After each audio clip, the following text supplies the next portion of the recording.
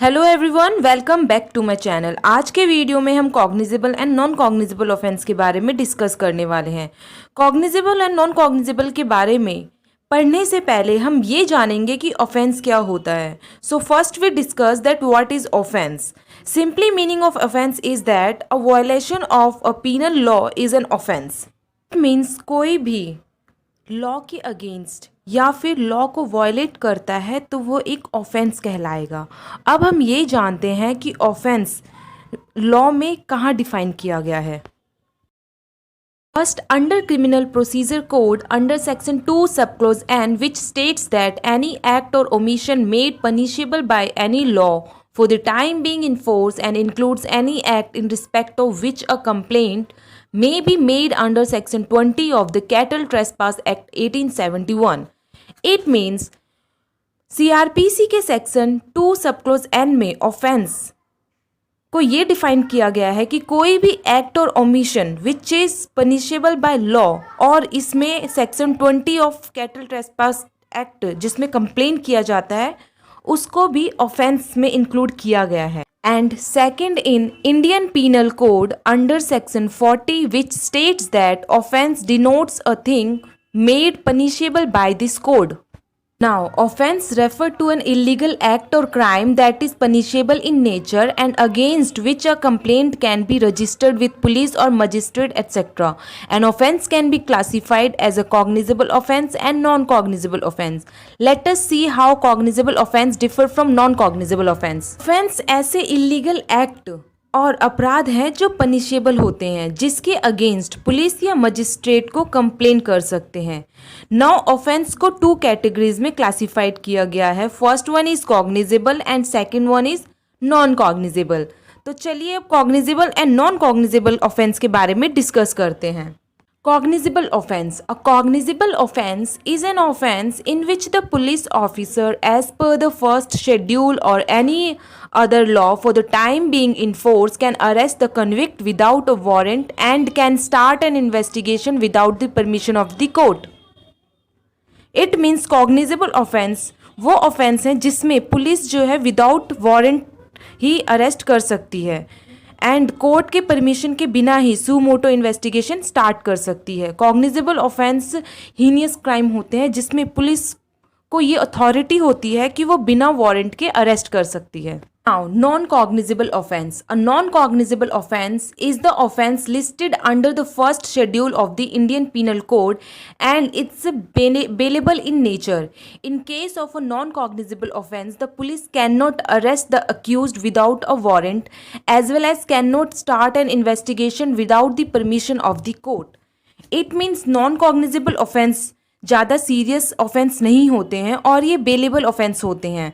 Police बिना warrant के arrest नहीं कर सकती है और ना ही कोर्ट के परमिशन के बिना एन इन्वेस्टिगेशन स्टार्ट कर सकती है। Now, let's discuss the key differences between cognizable and non-cognizable offenses are as follows.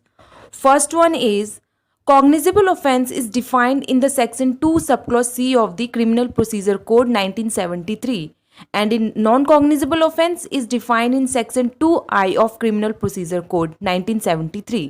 It means कि कॉग्निजेबल ऑफेंस जो है क्रिमिनल प्रोसीजर कोड के सेक्शन 2 सब क्लॉज सी में डिफाइन किया गया है और non cognizable offence criminal procedure code के सेक्शन 2 सब क्लॉज आई में डिफाइन किया गया है। Cognizable offense in which a police officer can arrest the convict without the warrant, and in non-cognizable offense in which a police officer cannot arrest a person without the warrant.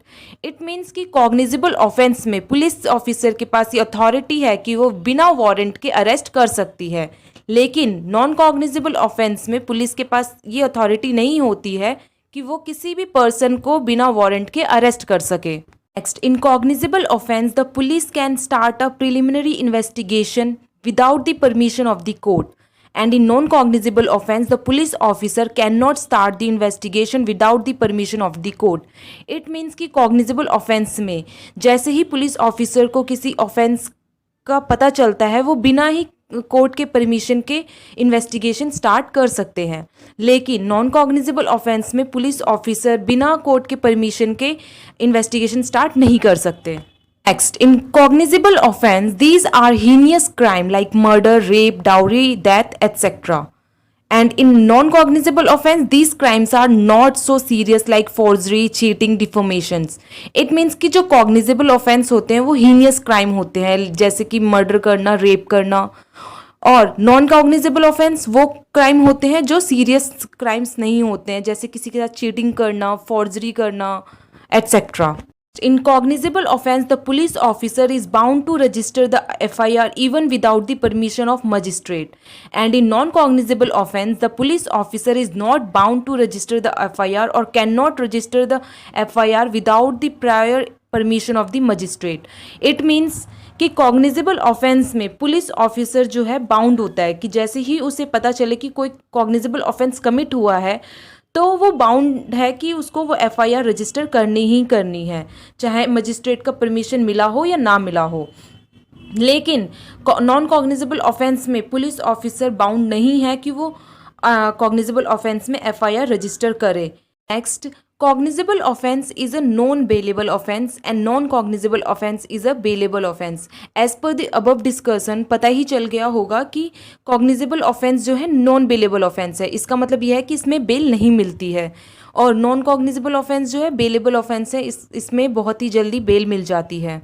Hope कि आज का ये topic काफ़ी clear हो गया होगा. अगर फिर भी आपको इस टॉपिक से रिलेटेड कोई डाउट है तो आप कमेंट बॉक्स में कमेंट ज़रूर करें.